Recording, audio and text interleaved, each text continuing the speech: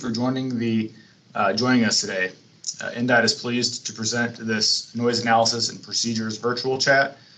Noise has been a topic of several previous presentations that INDOT has given, and in this presentation, INDOT wanted to take an opportunity to take a more focused look at noise and do a little deeper dive into the noise process.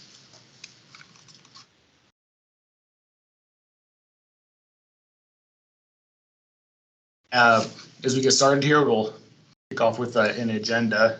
From INDOT today, we have Nicole Foy-Brading, Drew Passmore, and Ron Bales is online. My name is Rich Connolly. I've been preparing noise reports and studies for about 16 years now. If you count taking the Bowlby course as the start of my noise training career, it's been 16 years. In that time, I've developed several noise studies across the state with various levels of complexity. A lot of the slides I'll present today could probably be expanded into their own presentations, and this training is tailored more to the professionals that prepare noise reports on a regular or semi-regular basis. So we are going to get a little more in depth into some topics than a typical than some of the other presentations have, while maintaining a good balance of information for folks that aren't in the weeds into noise on a regular basis. So a couple housekeeping items I'd like to touch on. Please mute yourself, take the video off. I'll be taking my video off in a second here, but the chat room will be monitored, and any questions we can discuss at the end of the presentation.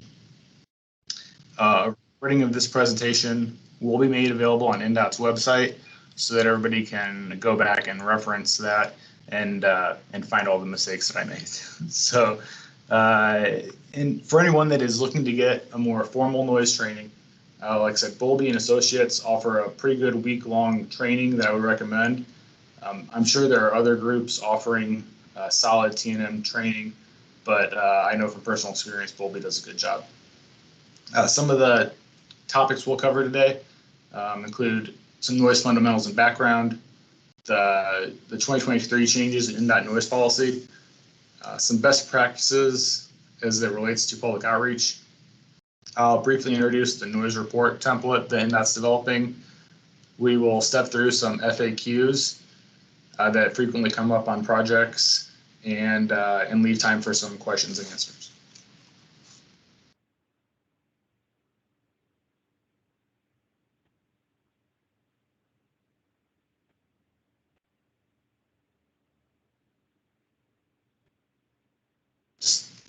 As we kick off here, we'd like to start defining some things. There are a lot of phrases and terminology that will make sense to most people that practice this a lot, but may not for the more novice practitioner or someone that is just looking to get a deeper understanding of noise today. So the main point of this slide here is to differentiate between what a receptor is and what a receiver is. These two terms are similar but distinct. It's really easy to mix these two terms up. I will probably mix them up at least once or twice within this presentation. Once you start talking about them, it's easy to start talking about them interchangeably, but they are two separate things. The key point is that receptors represent noise-sensitive locations, the physical location on Earth, such as a backyard or an outdoor seating area at a restaurant. Receivers, however, are discrete T&M modeling points that represent receptors within the T&M model.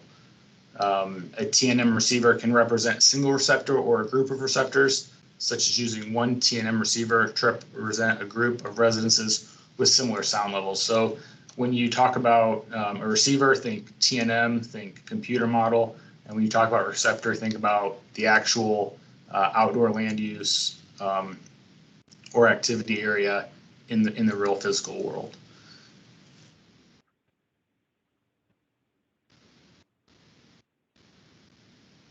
And so before I move on, I'd like to, we talked about TNM. TNM is a noise modeling procedure. We have a slide further on in the presentation that further defines that and provides a little more explanation on what exactly TNM is and what it does. So for now, TNM is a computer model that helps us determine noise levels. So what generates traffic noise? Obviously, traffic does, cars, buses, trucks, motorcycles, etc. The point here is that traffic noise is generated from three main sources, and that can change as speeds change. When traffic speeds are below about 30 miles per hour, engine noise is the dominant noise source. Once speeds get above 30 miles an hour, you hear more noise comes from the tire pavement interaction than the actual engine noise.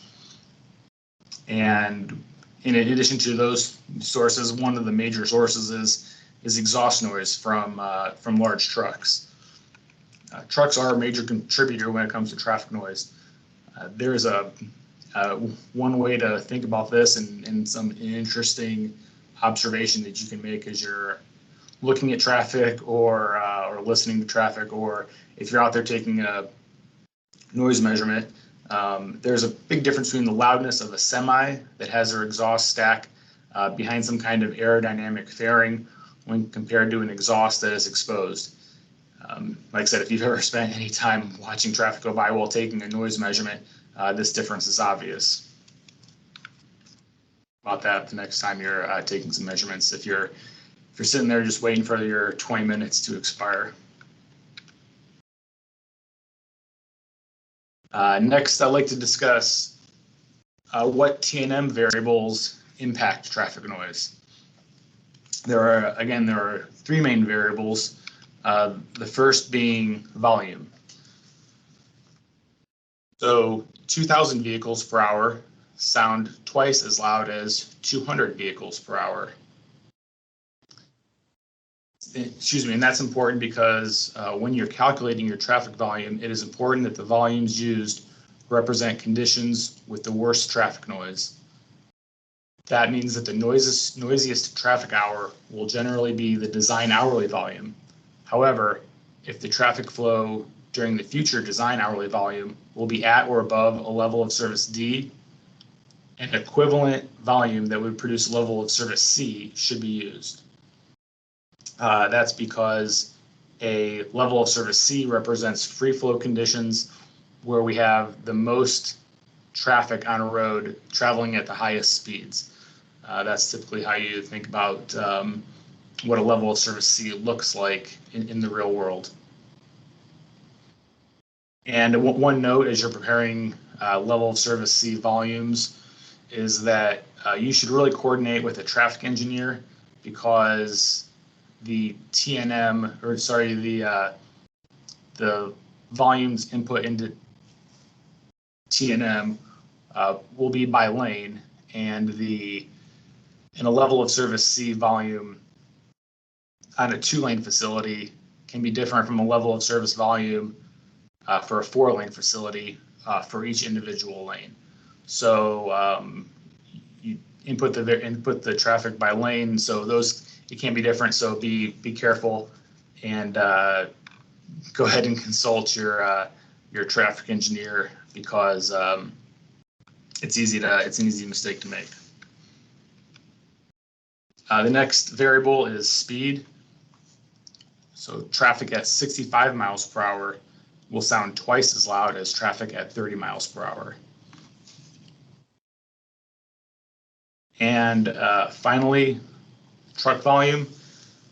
One truck at 55 miles per hour sounds twice as loud, one truck at 55 miles per hour sounds as loud as 10 cars at 55 miles per hour. And the reason I wanted to bring the different TNM variables up and how they affect traffic noise is,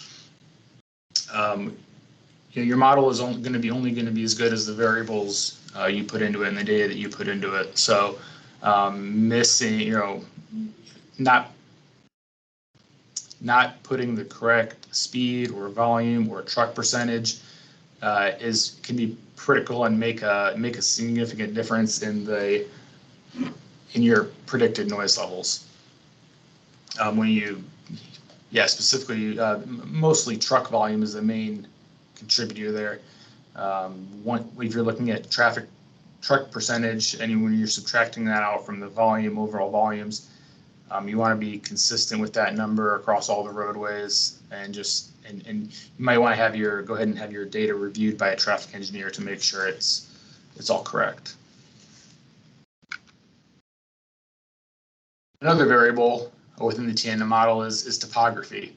TNM allows you to put what are called terrain lines into the model, which will define the elevation and define how the noise attenuation, or what effect the ground has on noise levels. So most of Indiana is pancake flat, with where the source of the noise is level with the receptor. In that case, that is the default for TNM. So in that case, you really wouldn't need any terrain lines. But there are plenty of cases in Indiana where you're not really flat and you do have significant topography in between the source and the receptor. Such as this example, where you have a berm here. It's the key element here is when you define a terrain line, it's really important to not only define the starting or the high point, but you also need to define that low point. Because if the high point is the only thing that you define, then TNM will draw a straight line from that high point down to the source, and you won't get the correct attenuation that berm is providing back to the receptor. So you'll wind up with predicted levels that may be a little bit higher than you anticipated, or that are really out there. And the same thing for in a situation where the source is elevated over the receptor. It's important to define both the high and low terrain points. And if you're in the middle of a model and you're really not sure how to define that, feel free to consult INDOT EPO to provide. They'd be happy to provide some guidance on that for you. All right, so as promised in the previous slide, I'd like to use this slide to discuss, give everybody a better sense of what TNM is and what it does.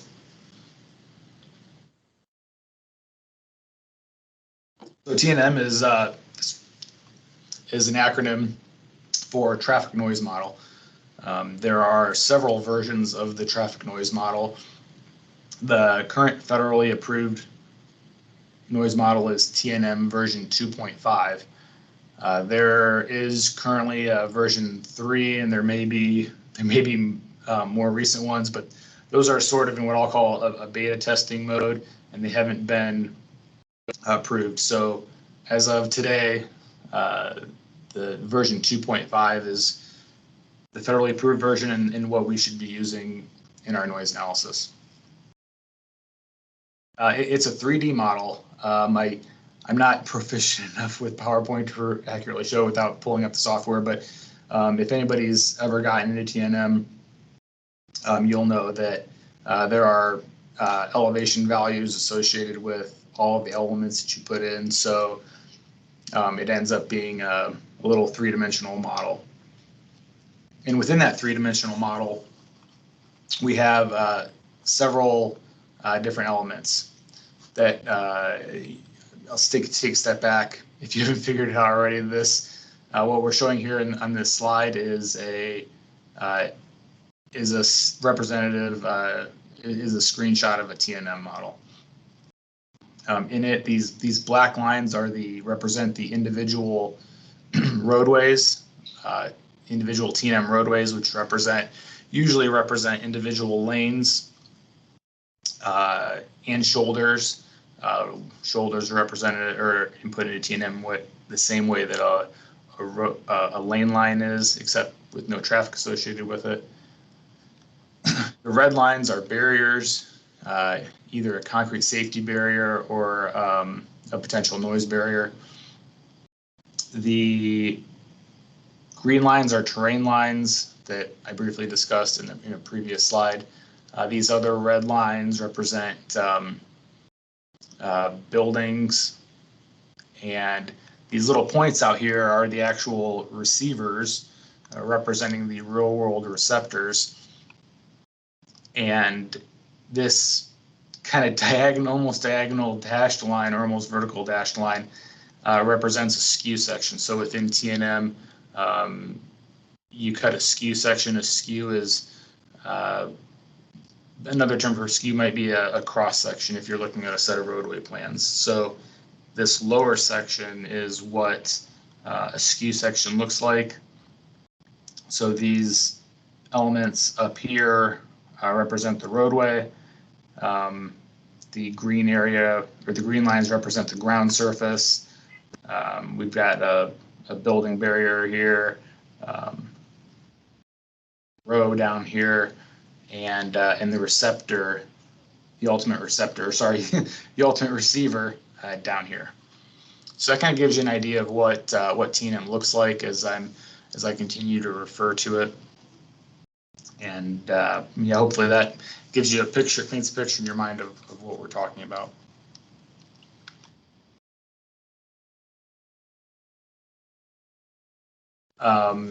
Next on the list is wanted to provide a discussion of areas of frequent human use. Really what we're talking about and what we're really concerned with during noise analysis is where people are going to be hearing traffic noise, and those are areas of frequent human use. INDOT procedures are clear that the focus of the noise study should be on areas of frequent human use. These are usually exterior areas. These areas can include playgrounds, outdoor dining areas, picnic areas, trails at parks, swimming pools, ball fields, and last but not least, residential home yards. If there are no exteriors of frequent human use at a residential property, for example, some apartment complexes that may not have an outdoor use area or might not have balconies, then the property would not be considered noise sensitive and wouldn't be evaluated for impacts. Exterior areas of frequent human use can be individual areas such as yards, patios, balconies.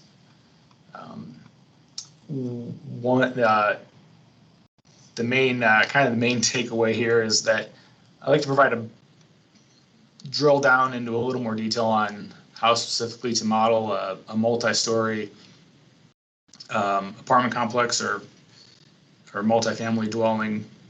And before I go into this, I should say that there's a lot of different ways to accomplish this within federal highway guidelines and INDOT guidelines. One way that I've seen used and a way that works well is to model each balcony with a separate receiver. So you may define that first receiver as at 5 feet, a 5-foot height, and then you might define the next receiver as at 15 feet, and then the next receiver at 25 feet. And yeah, that will effectively allow you to effectively predict noise levels for a similar apartment complex.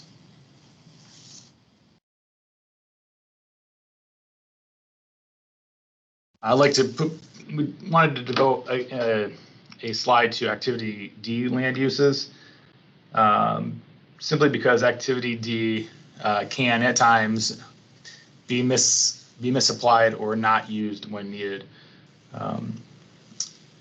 Activity category D provides a separate category for interior areas.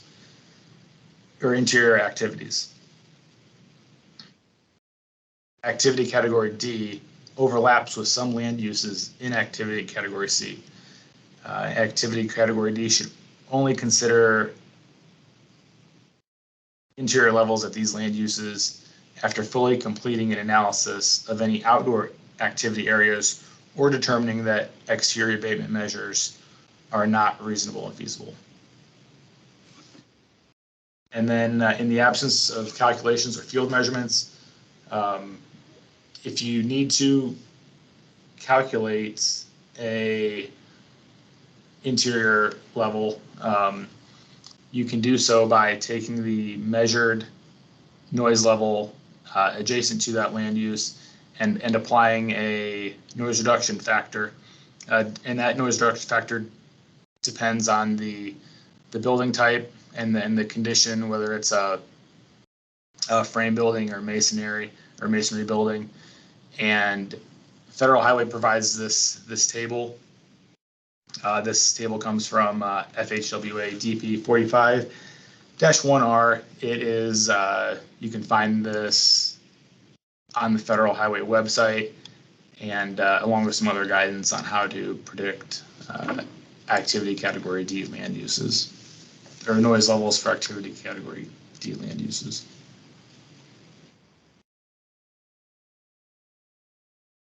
All right, next slide here. We got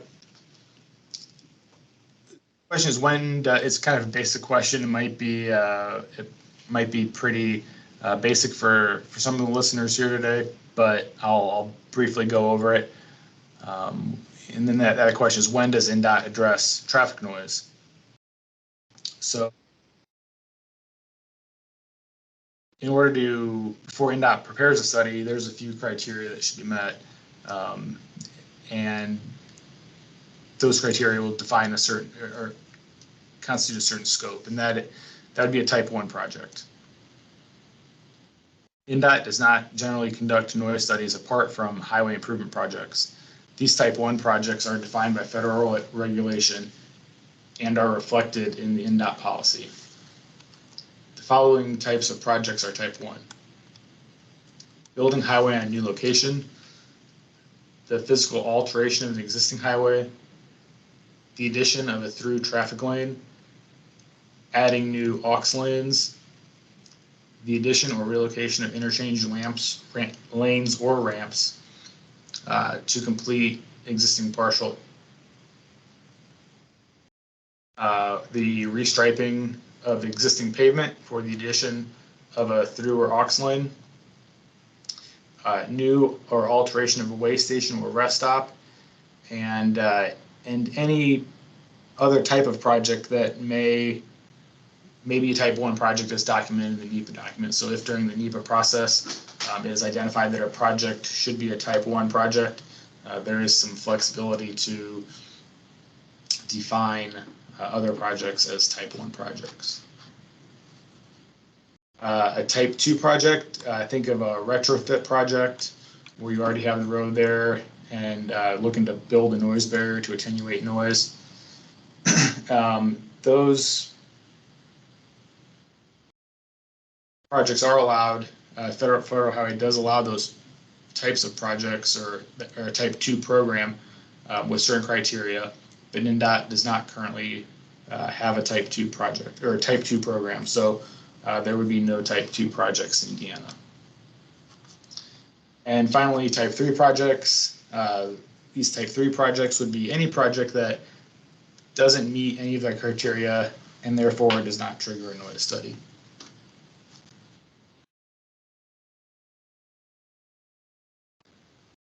Well, now that we've got covered some of the background data and provided some background information,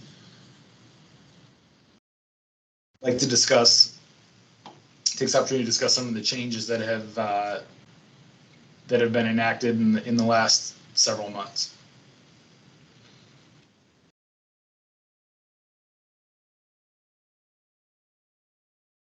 The INDOT took with some changes in federal policy, and INDOT revised their noise policy. The main difference in the noise policy, the main change that will be realized by the consultant community is that there's no longer a cost per benefit or receptor. That has shifted from a cost per benefit or receptor to now an area per benefit or receptor. That area is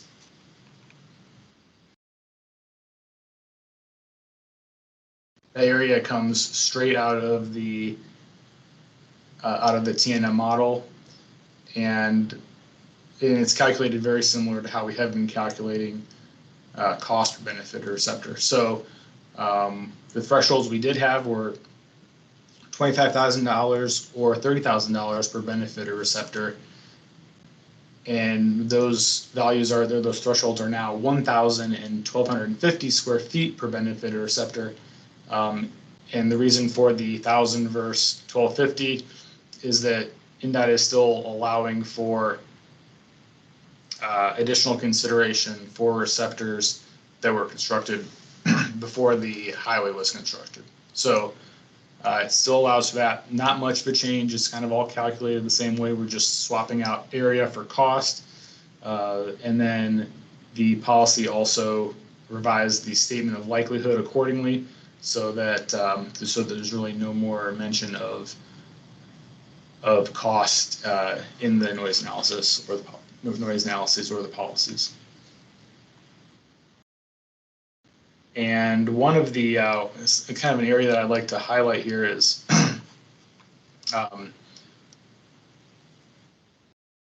it happens more regularly than you would think that a residence or a group of receptors or a group of homes were constructed pre-highway. And that's something that can easily slip by in a noise analysis. So you want to, anytime we have something that looks a little sketchy or kind of like, you think that, okay, maybe those receptors were built pre-highway, please start by consulting your county tax records. Those are pretty useful.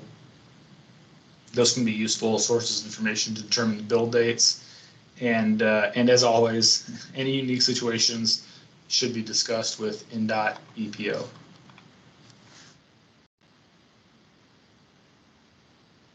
In addition to the area versus cost, there were some other additions to the policy.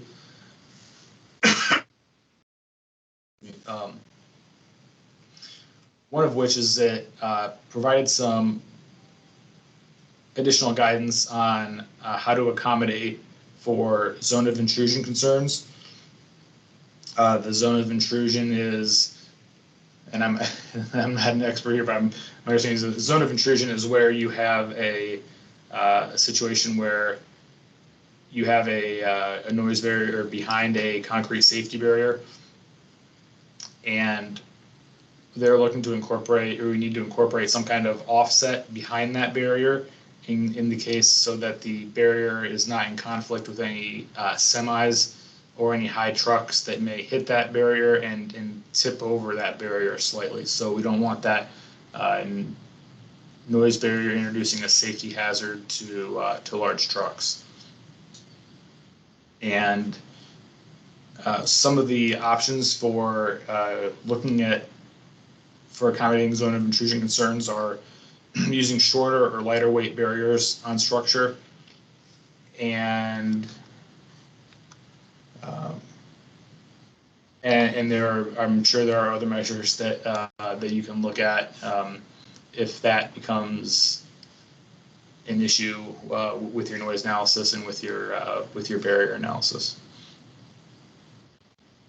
New policy included definitions for Type 1, Type 2, and Type 3 projects that wasn't previously in the INDOT policy, and those come straight from the Federal Highway Guidelines.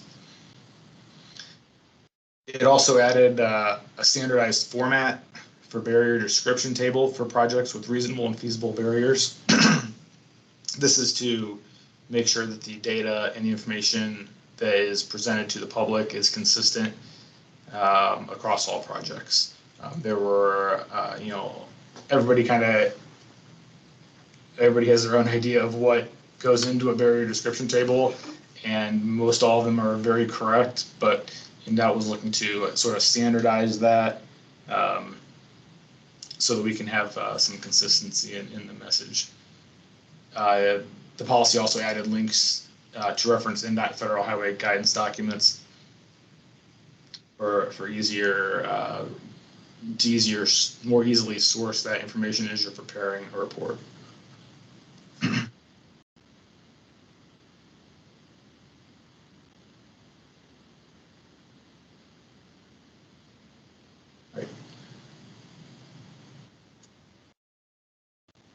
The next slide here, we've got some public outreach best practices that we have seen work well, and again, sound like a broken record here maybe a little bit, but there's always several different ways to approach this that are perfectly appropriate. Right now, I'm going to discuss some of the procedures and some of the best practices that, or some of the things that we have done that we have found to work well. Call them best practices, call them whatever you want.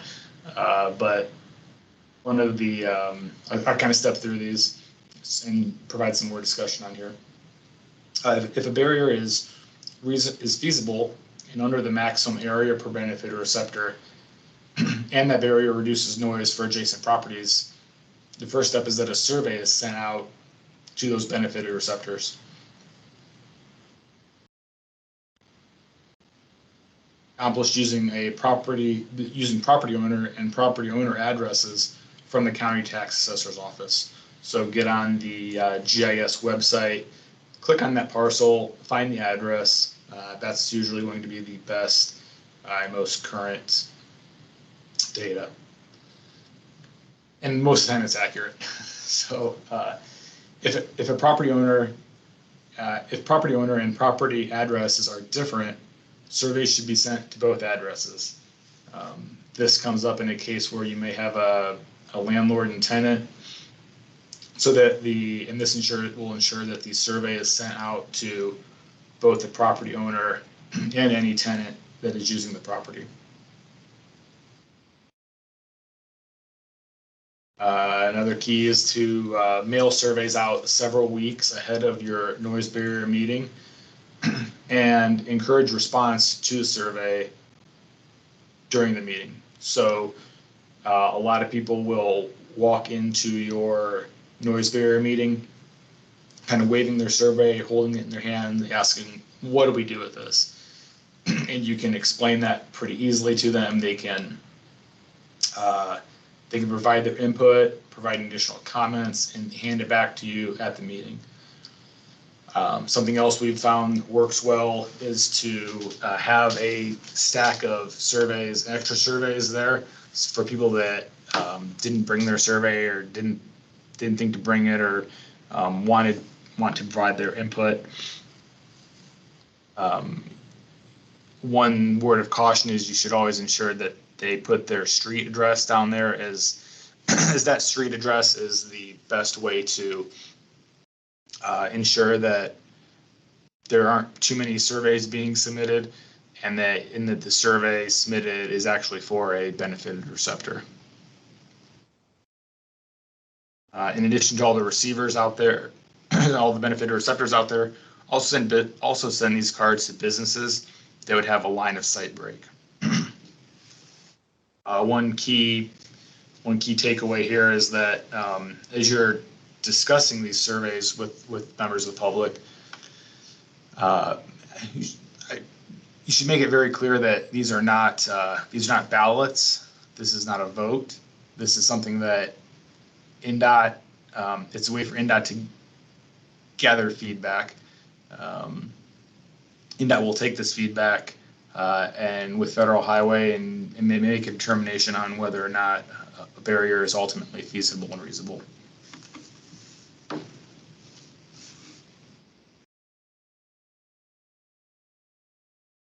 Additional public feedback, best practices. Some of these come straight from the noise policy. Some we've included here as things that we found that work well. So We'll kind of step through these just to give everybody, hopefully provide some more information for folks. Let's see, if 50% or greater response is not received after the first survey, a second survey is required. That second survey is only sent to those receptors that did not respond to the initial survey. That is to ensure that that we're not double counting the ballots, or there I said it. Don't say ballots. Say we're not double counting the surveys that come back. It's important to keep track and keep staying on top of what addresses are responding how, and you can develop your own spreadsheet to track that. If a majority of respondents do not total a majority of the benefited receptors after the second survey, a third survey is not required.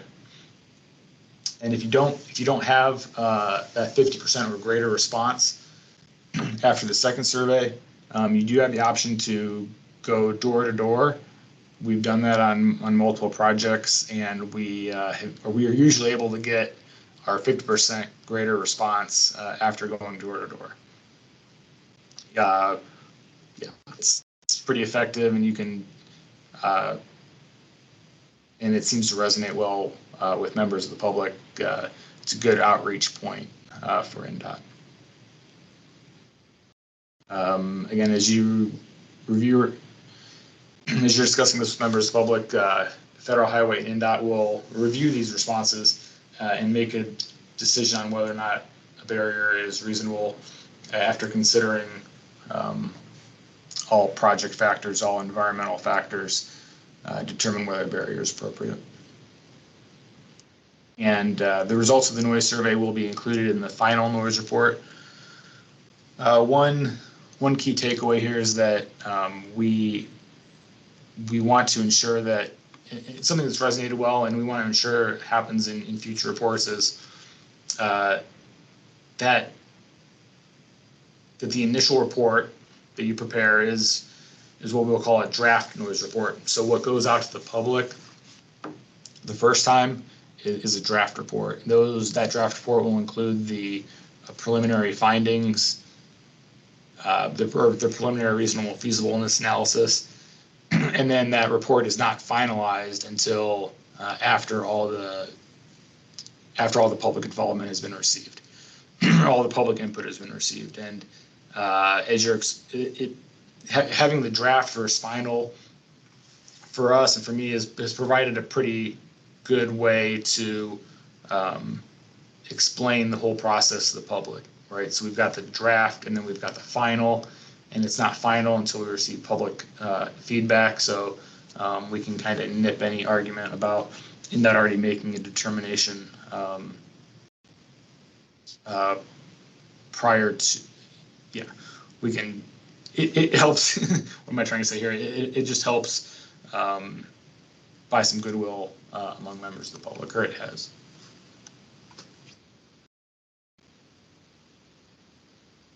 And now, as promised, we'll talk a little bit about the noise report template.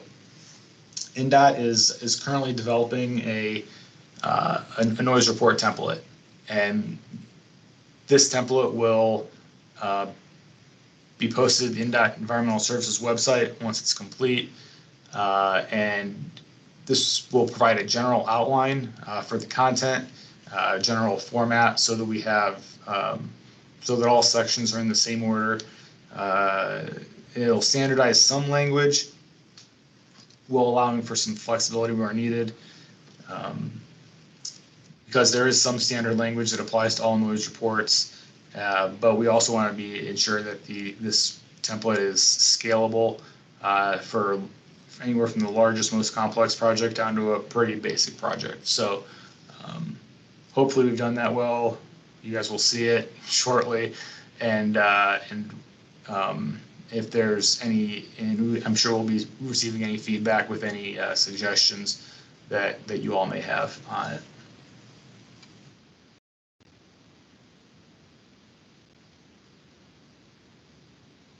And I'd like to go through a few FAQs. So we, over the course of my career,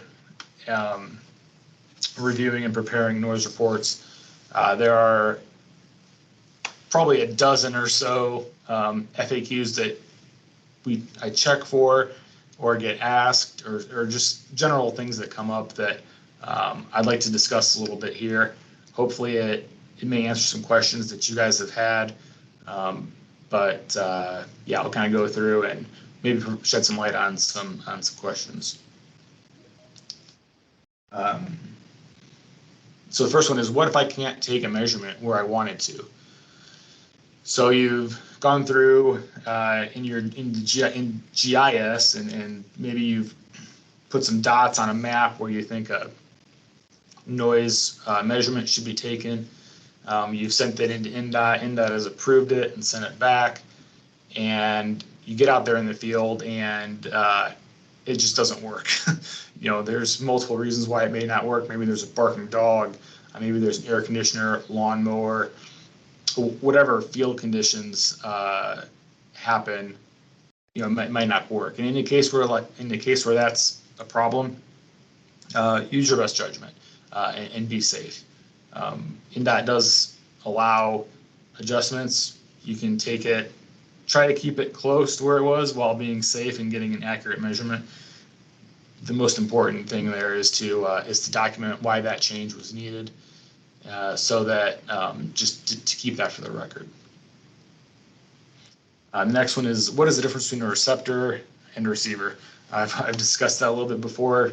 Again, I won't harp on this a lot, but the receivers are discrete T&M modeling elements, and those receivers represent real-world receptors.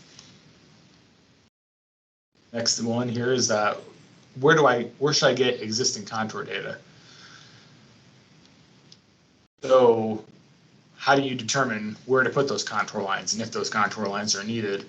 How do you determine what level the receptor or receiver should be placed at? What Z elevation should you give those? On most projects, there will be an existing surface generated for the project. Those surfaces may not always extend out to the 500 feet or 800 feet that you need them to for your analysis.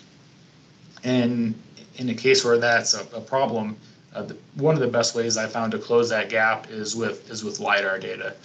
You can bring in LiDAR data, you can generate contours from that LiDAR data, and that can be used to augment the surface coverage, and is perfectly acceptable from an accuracy standpoint for use in T&M. Next one is, how do I know if a development is planned in an area? So INDOT and Federal Highway require that you look at noise. You consider permitted, any building or any projects that are permitted in your noise analysis. So how do you determine that? One way I've done it is you can kind of like check Google Earth. Google Earth has a lot of information. If it looks like there's some roads going through a farm field that are adjacent to your project, it looks like there's some, and they just don't show up on Google Earth yet. That's a good indication that there may be something planned for that area. Another way to do that is some municipalities will have local permit databases online that you can check through. But by far the preferred method, I saved this one for last, the preferred method is to call or email a local planning department. They should be able to put you in touch with someone who knows what has been permitted and what's going on in your study area. Next one I'd like to discuss is, when should your study area be extended from 500 feet to 800 feet? And so I'll read the quote here from INDOT policy. If during the identification of impacted receptors, it is shown that receptors are being impacted at 500 feet, the corridor of study will be extended to 800 feet from each reasonable alternative. So what that means is, if you've got your study area set and you've got your receivers in the model, and they're out at the right close to the 500-foot line, if you've got an impacted receptor, you need to define where those impacts or what area will not be impacted. So so the best way to do that is we need to extend that study area out to 800 feet and evaluate what the proposed noise levels are out to 800 feet. And go along with that, if you've determined that you need to extend your survey area out to 800 feet, that 800-foot study area should be used for the entirety of the project. Next question we get a lot is how far should a barrier extend to benefit non-impacted receptors? So this is a situation, so you're running into the situation as you get into TNM and start doing your barrier analysis, where you may have a large residential neighborhood adjacent to the highway facility, and for whatever reason, like half that residential area may be impacted, but the other half, for whatever topographic shielding or whatever other reason, maybe the other half of the neighborhood is not impacted. And in that case, it is appropriate to extend that barrier far enough to maybe provide benefit to some of those other, some of the rest of the neighborhood. And again, these, like I said, any case like this should be discussed with EPO to confirm the approach.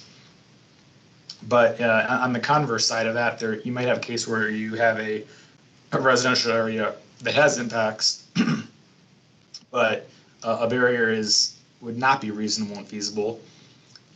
Maybe the adjacent land use is some kind of multi-family residential development that is not impacted. So if that, in the case where that is not impacted, you might be able to, within TNM, you might be able to extend your barrier to pick those up and make the rest of the barrier meet the cost effectiveness criteria. But that's not, these are all very case-by-case situations, but you might not make sense to include those non-impacted receivers behind your barrier. Next question is, how should I account for absorptive barriers in the NORS model?